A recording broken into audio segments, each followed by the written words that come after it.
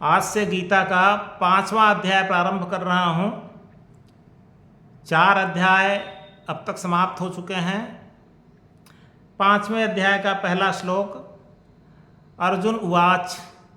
अर्जुन कहते हैं, संन्यासम कर्मणाम कृष्ण पुनर्योगम न शंससि यच्छ्रेय एतयोरेकम तन्मे ब्रूहि सुनिश्चितम।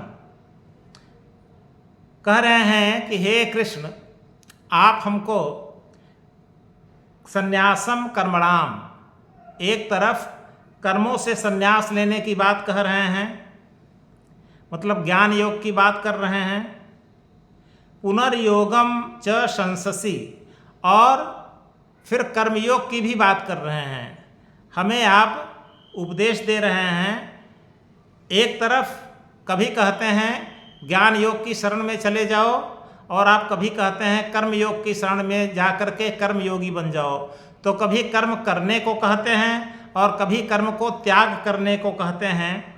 यच्छ्रेय एतयोर एकम, एतयोः एकम, इन दोनों में जो हमारे लिए परम कल्याणकारी हो, तन्मे ब्रूहि सुनिश्चितम, सुनिश्चितम, अच्छी तरह से उन दोनों में से कौन हमारे लिए कल्याणकारी है, कर्म योग कल्याणकारी है या ज्ञान योग कल्याणकारी है। हम कर्म का आश्रय लें या कर्म को त्याग दें, हमको आप सुनिश्चित करके बताइए कि हम किस दिशा में चलें, किसका आश्रय लें, कर्म योगी बने या ज्ञान योगी बने। अब इसके पहले भगवान कृष्ण कर्मयोग के बारे में भी अच्छी तरह से बता चुके हैं अर्जुन को, ज्ञान योग के बारे में भी बता चुके हैं। चौथे अध्याय के अंत में जाते जाते उन्होंने ज्ञान योग के बारे में, ज्ञान के बारे में ये बताया था कि किसी सिद्ध महात्मा, सिद्ध महापुरुष के चरणों में बैठकर ज्ञान की प्राप्ति की जा सकती है और ज्ञान श्रेष्ठ होता है। लेकिन उसी के पश्चात उन्होंने बताया था कि जिस ज्ञान योग की प्राप्ति किसी ज्ञानी महापुरुष के चरणों में बैठ करके होती है, उस ज्ञान की प्राप्ति कर्मयोग के माध्यम से भी हो सकती है। अतः तू कर्मयोग की शरण में ही जा, ऐसा उपदेश चौथे अध्याय में भगवान कृष्ण ने अर्जुन को दिया था।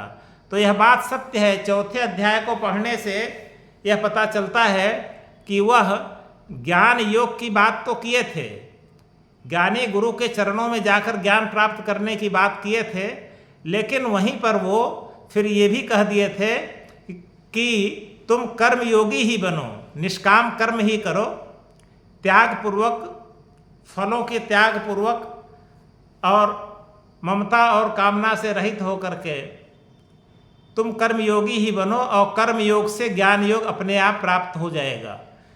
अब इसको सुन करके अर्जुन दिग्भ्रमित हो गए कि वास्तव में हम क्या करें। हम ज्ञान योगी बने, ज्ञान की प्राप्ति करें, पूरे कर्म को त्याग दें, कि हम कर्म करें। और वास्तव में कुरुक्षेत्र के मैदान में कर्म से वो भाग चुके थे, तभी तो गांडीव अपना रख दिए थे।